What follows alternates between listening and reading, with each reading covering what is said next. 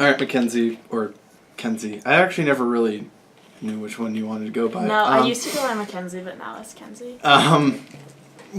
Just start off by telling us what schools you went to. Okay, so I went to Eagle Crest for kindergarten through 4th grade, and then I went to Blue Mountain for 5th, and then I went to Altona for all of middle school and Silver Creek for all of high school. You were one of those who went from Eagle Crest to Blue Mountain. Do you remember at all what the transition was like and the comparison between the two? Yeah, it was. Well, the only reason that I switched because I got a school bus that would take me, and I thought that was fun, so I wanted to go on a big school bus.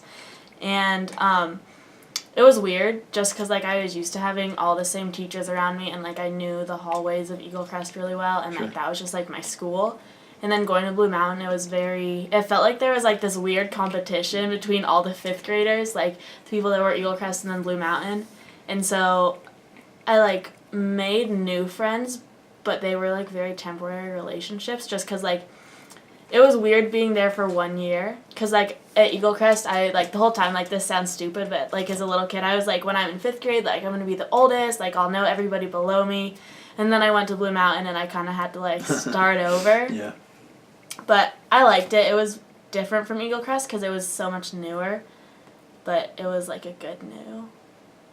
And then going back into sort of the regular system of being fed into Altona, did you enjoy getting to be back with everyone that you knew, kind of? Yeah.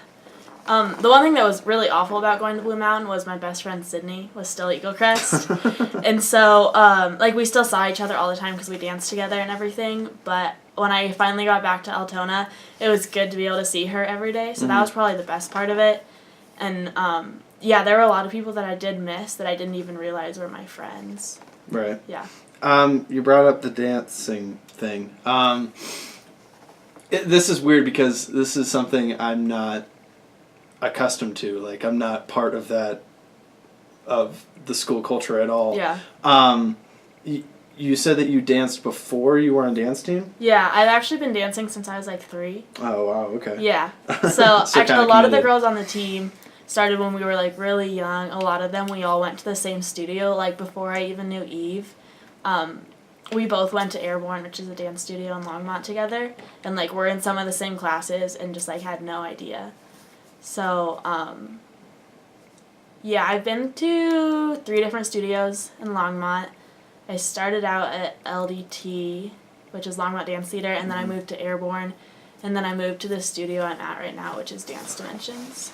Are most of the people on dance team have prior dance experience, or are they brand new? No, I would say that actually I think everybody on the team right now is either in classes or has taken classes before. Just because it helps a lot with the team, and especially when we do auditions, you can just kind of tell who has had technique training and who hasn't. Right. Well, have you ever seen anyone try it brand new without any sort of prior experience? Yeah, actually, am I allowed to say names in this? I would prefer you did, yeah. Okay, so Olivia Knight, who was on the team my freshman and sophomore year, she had never danced before, and she showed up at tryouts, and you could tell she'd never danced before, but she was so excited, and you could tell she had tried out every single year she'd been at Silver Creek, and she'd never made it on. Sure. And then my freshman year was the first year she made it on, and she was so excited that it just made her fun to watch, even if she didn't get all the steps and didn't necessarily know how to count. You could just tell that she loved it, and she was so proud to be on the team. That's awesome. Yeah, so sometimes it's cool to see people that don't have dance training, because it's for them it's not about technique and knowing all your 8 counts and getting everything perfect. It's just being there and performing. Right.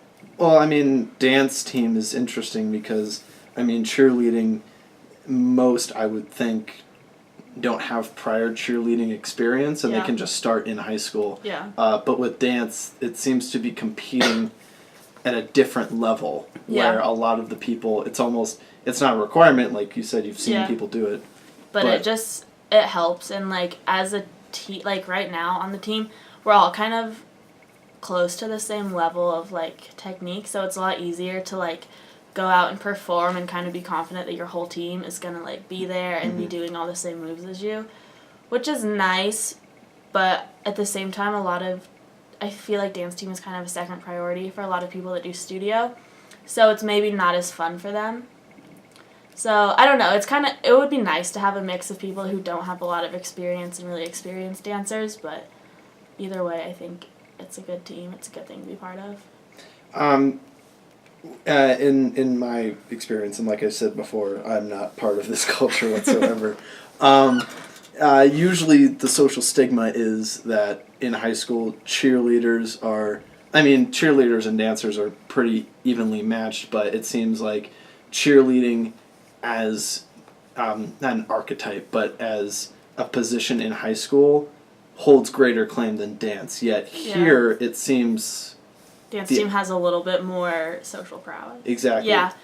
I would say it's just, like, the caliber of people who are on the teams, and, like, with cheer, a lot of those girls, like, I know pretty much all the girls, and they're all really nice, but they're not, like, necessarily the most outgoing or, like, part of, like, the popular crowd, but they're still awesome people. They're just not, like, someone everyone knows, but, like, with dance team, I would say that it's pretty much just, like, the 4 seniors right now, so me, Sydney, Eve, and Christiana, and, like, we're all very well known, like, not just around the school, but around the district, so I think that gives dance team here kind of, like, a notoriety almost, and it's just, like, I think that the whole stereotype of cheerleaders being, like, the most popular girls is, like, it's more of a movie thing, because I've never really seen that at any school, like, Longmont, Niwot, Skyline, like, all of those places, it's, like, I don't even know any of the cheerleaders at this school, so that might be, like, an old thing, I have no idea, but I think dance team is also a newer idea. Right. Because, like, when my mom was in high school, they'd never had a dance team. And so I think also it's just because we perform and, like, people that go to Silver Creek see us a lot more than they see the cheer team sometimes. But, yeah, no, I do think that's interesting, and people ask me about that a lot. They're like, so is everyone on dance team, like, super popular? And I'm like, I mean, like, people know who we are, but, yeah. Do you think that popularity is an important component of being on a cheerleading team or being on a dance team? Where it helps your notoriety? Yeah. I don't know if it's, like, important. Sure. But I think the things that come along with popularity, like, in my mind, being popular means that you're, like, well-liked and people, like, they, like, know who you are, but it's for a good reason. Okay.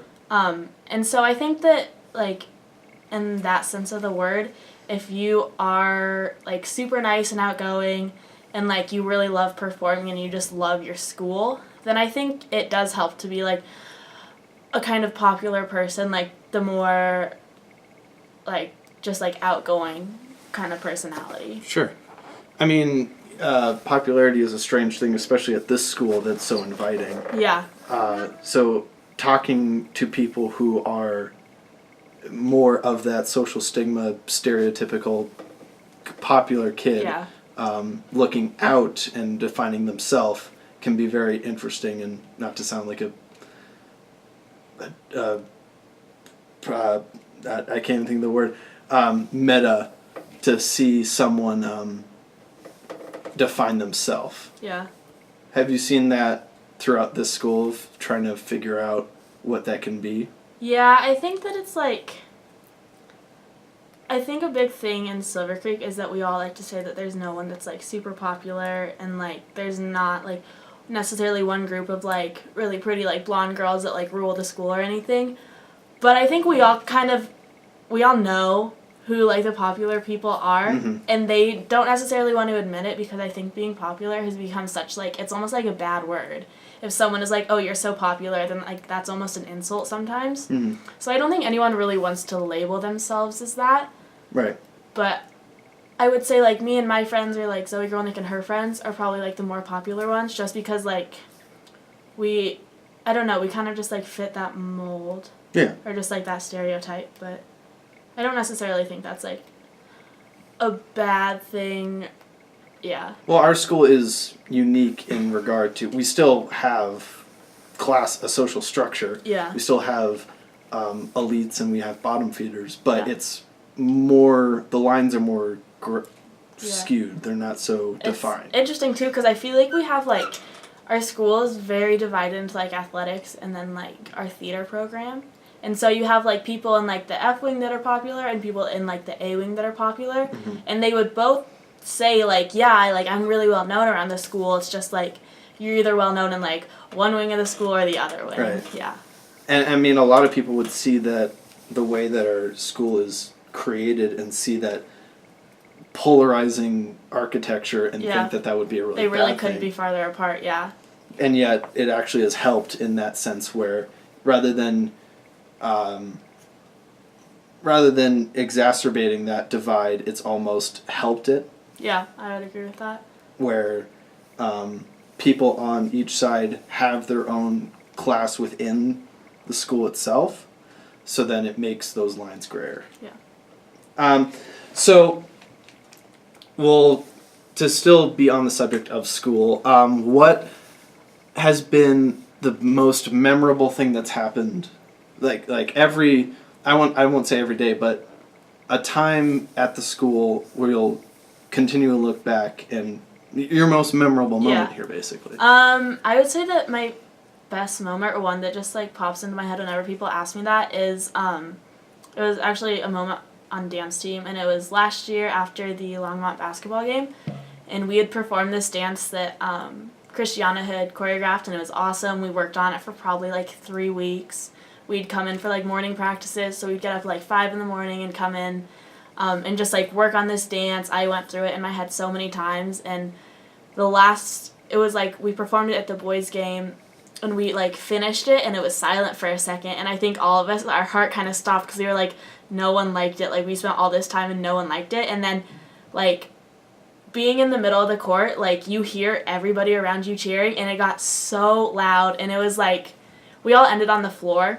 Mm-hmm. And so I like couldn't see anyone's faces, and once we all heard that applause, like it was the best feeling in the world, and without even saying anything, we all just got up and like got into the biggest hug, and like I love watching that video, especially the end, because you just see us all like laying on the ground, and then like all at once we come, and just you can just tell how excited we were, and that was, I don't know, it was my favorite moment of high school because it was just like, I don't know, I love dancing and I love performing and like being in front of everybody, and to like kind of be recognized for that. Yeah, it's awesome. Was awesome. Yeah. We'll kind of to more talk about where you're going and stuff. What are you hoping to do after high school? I actually just on Sunday enrolled at the University of South Carolina. Congratulations. Thank you. And I'm majoring in secondary science education, I think is what they call it. So basically what I want to do is be a high school biology teacher. So I kind of just want to be like a Mr. Banning. That's awesome. Yeah. I had no idea. Because, I mean, going back to sort of what our class has become, the higher-ups in our school are also some of the smartest. Yeah. Like Nick Hartman is number 1 right now, right? Yeah. So, I mean, and you're one of those. So to think that a popular kid nowadays can also be a teacher is strange. Yeah. No, I would definitely agree with that. I would say that, like, I think going along with being popular is that we all are, like, have really good grades and actually care about school. And I think people kind of, not necessarily look up to that, but, like, I don't think it's bad anymore to, like, strive for straight A's. And if that's what you want to spend your time doing, then I think people, like, really admire that now. So, yeah, no, I would say that, like, all my friends, all Zoe's friends, pretty much, like, all the people that I like hanging out with all care about their grades, because I feel like that's just, like, it's becoming super important now to actually, like, have some sort of, like, book smart and, like, be able to go to college. So not necessarily just popularity, but just, like, being smart, just because it's, like, the good thing to do in life. Why be a teacher and why teach biology? Well, I wanted to be a teacher since middle school. Did you ever have Mr. Greiner? No, but I'm very familiar. Yeah. So he pretty much, I love Mr. Greiner. I'm always going to love him. He's the best teacher I've ever had. And he kind of just, like, changed my life in that aspect. Because, like, before that, I loved school. I loved learning. But, like, I wanted to be, like, a fashion designer. Or just, like, these kind of, like, I had these ridiculous ideas. And then I got into his class. And I don't know why we got along so well. But he was kind of my best friend in middle school. And, I don't know. He just, like, he changed my life, and I want to be able to do that. And so since middle school, I wanted to be an English teacher and be exactly like Mr. Greiner. And I still talk to him like he's my role model. And then I took AP Bio with Mr. Banning last year, and I loved it. I think the day we watched a human get dissected, the video was called Dr. Death, and everybody else was like, oh, this is really disturbing and disgusting. I was like, this is so cool. Like, this is what I want to do. And it was after that day that I got home and I was like, Mom, I want to be a bio teacher. Like, I love it. And just, like, pretty much all of AP Bio, just everything was so interesting to me because it was, like, I really loved learning something that, would explain something that happened in my body. So, like, we learned about, like, the immune system, and I could, like, explain what all my symptoms were when I got sick. And just, like, I don't know, still talking about biology, I think it's so cool. Or just the idea of, like, DNA, it's, like, that's your whole body in, like, this tiny cell. And it's, like, I don't know, it's just kind of mind-blowing. And, like, when I learned all of that, I was like, Mr. Banning, this is awesome. Like, I want to learn more. And so I want to be able to, like, give that to another kid and just be able to, like, inspire at least one of my students to just, like, have this, like, crazy passion for something, even if it's not biology, but just to, like, love learning. That's awesome. Yeah. So I'll ask this question. It's similar to your most memorable moment, but it's more about the social, more outside of school. Whenever kind of projecting ahead and thinking into the future, when you and your friends get together again, what is one story that you think will always come up somehow, some way or another? Ooh, one story. Honestly, it's kind of weird because, like, the friends I have right now, like, we hang out, but it's always kind of the same thing that we do. And I would say my best story actually happened with Helen Abbey, who graduated last year. I don't know if you know her. But it was just, like, one night, and I really couldn't even explain why it was so fun. But it felt like the epitome of high school because we just, like, drove around and, like, we're out late, and, like, it just, like, sticks with me because it was just, like, a good night with a good friend.